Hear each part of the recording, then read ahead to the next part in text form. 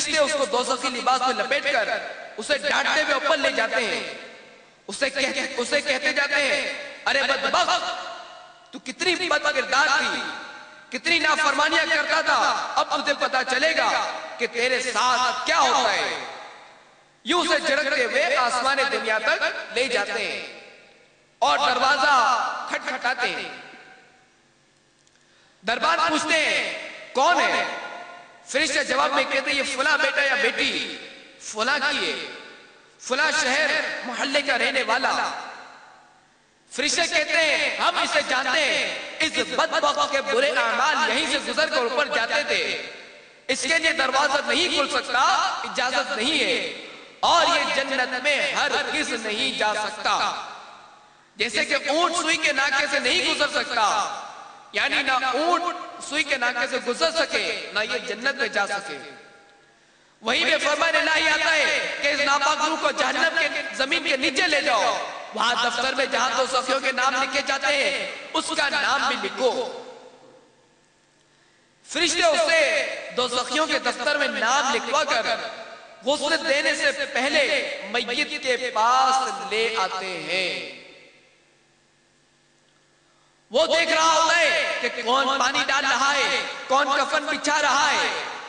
پھر جب اس کا جنازہ اٹھاتے ہیں تو ناپاک روح رو رو کر کہتی ہے ہائے میرے باپ مجھے کہاں لے جا رہے ہو, ہائے میرے بھائی میرے دوست مجھے نہ لے جاؤ. آخر کار اسے لے جا کر قبر میں دفن کر دیا جاتا ہے. گھوڑے نے کیا باغ ہوگی خلد کا, مجرموں کی قبر دوزخ کا گڑا, کھلکھلا کر ہنس رہا ہے بے خبر, قبر میں روئے گا چیخیں مار کر.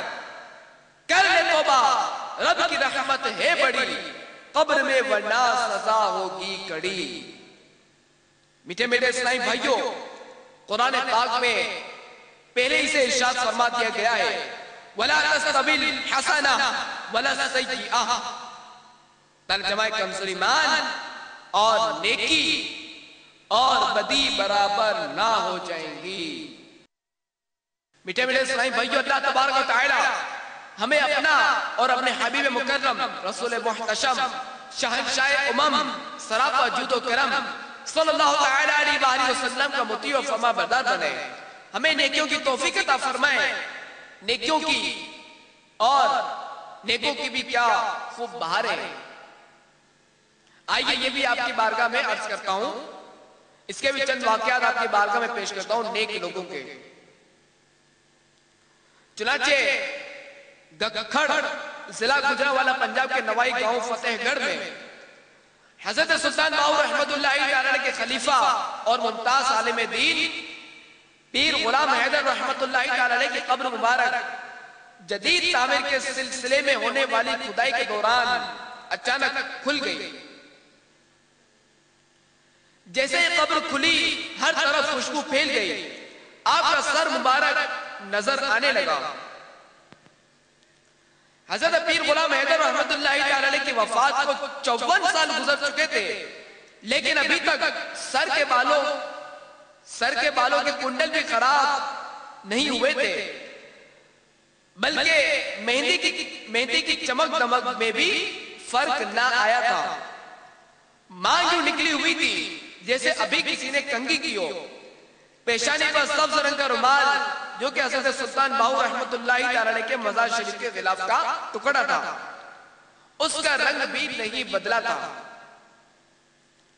صاحب مزار کے پڑھ پوتے سعادت عبدالرحمن جامی کا کہنا ہے کہ جب میں نے حضرت کے بالوں کا ہاتھ لگایا تو بالوں میں پانی کی نمی بھی موجود تھی, اور سعادت عبدالرحمن کے ہاتھ سے ڈبل 12 گھنٹے تک عمدہ خوشبو آتی رہی.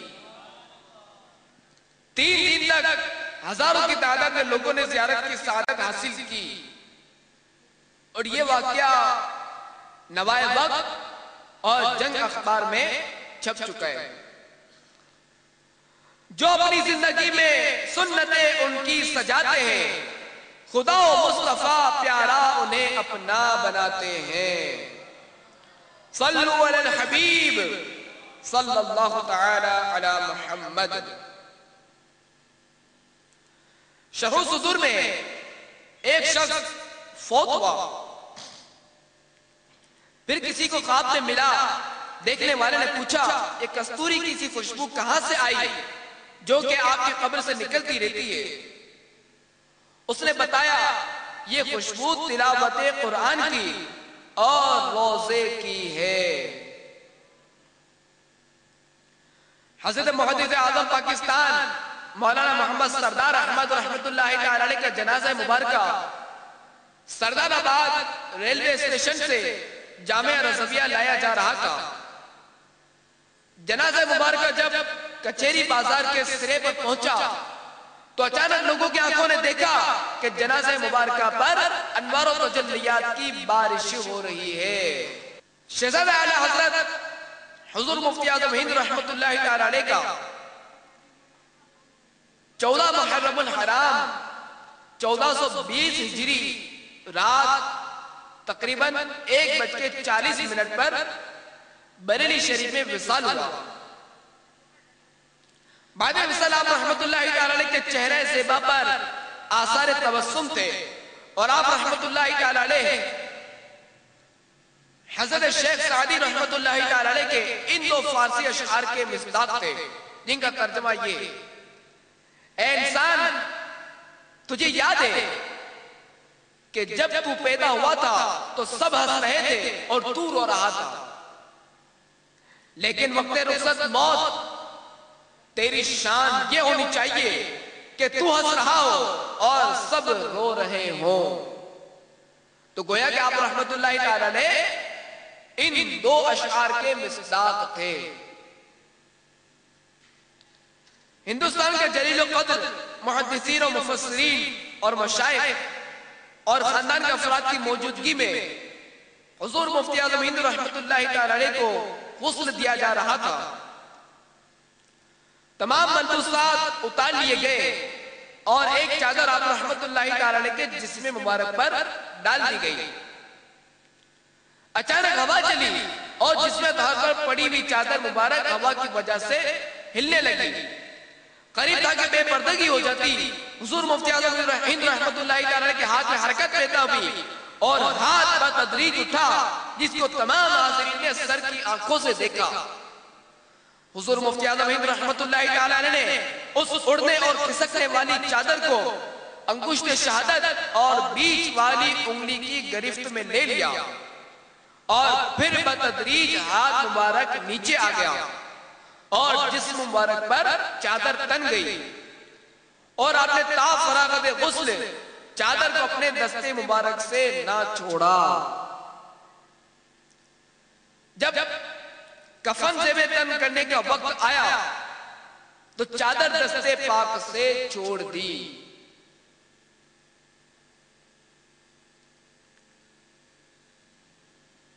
اور یہ واقعہ بھی مفتی اعظم رحمت اللہ تعالیٰ کا واقعہ بعض رسائل میں چھپ چکا ہے۔ جو اپنی زندگی میں سنتیں ان کی سجاتے ہیں، خدا و مصطفیٰ پیارا انہیں اپنا بناتے ہیں۔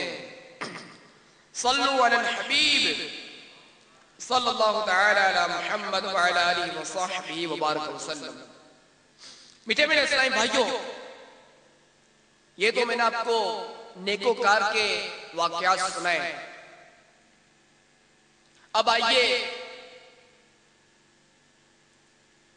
بد اعمال کا وبال کا واقعہ بھی سنتے ہیں۔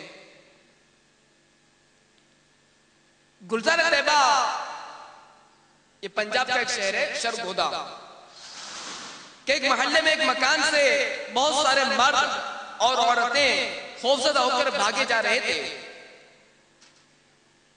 دریافت کے اندر وہ معلوم ہوا کہ ایک آدمی مر گیا ہے، اس کے رشتہ دار اکٹھے تھے۔ ابھی مردے کو نہلانے کی تیاری ہو رہی تھی کہ یکایک بہت بڑا سانپ کہیں سے آ نکلا۔ اس نے میت کو اپنی لپیٹ میں لے لیا، جس کی وجہ سے لوگ بھاگ رہے تھے۔ اس واقعے کو بیان کرنے والا کہتا ہے ہم اندر گئے تو واقعی سانپ موجود تھا۔ ہم نے میت کے لواحقین کو بتایا کہ یہ سانپ نہیں بلکہ اس کے اعمال کا وبال ہے۔ اس سے نجات کی ایک ہی صورت ہے کہ خوب گڑ گڑا کر اللہ تبارک و تعالی سے دعا کی جائے. جب دعا کی تو سانپ چلا گیا. پھر جب میت کو نہلا کر کفن پہنا کر قبر کے پاس لے گئے تو دیکھا کہ وہی سانپ قبر میں موجود تھا. بڑی مشکل سے میت کو قبر میں اتارا گیا. پھر جو ہی میت کو قبر میں رکھا تو سانپ میت کے ساتھ لپٹ گیا. لوگ جلدی سے قبر بند کر کے توبہ و استغفار کرتے ہوئے واپس لوٹ گئے. یہ واقعہ بھی 13 دسمبر سن 1992 کو اخبار میں شائع ہو چکا ہے.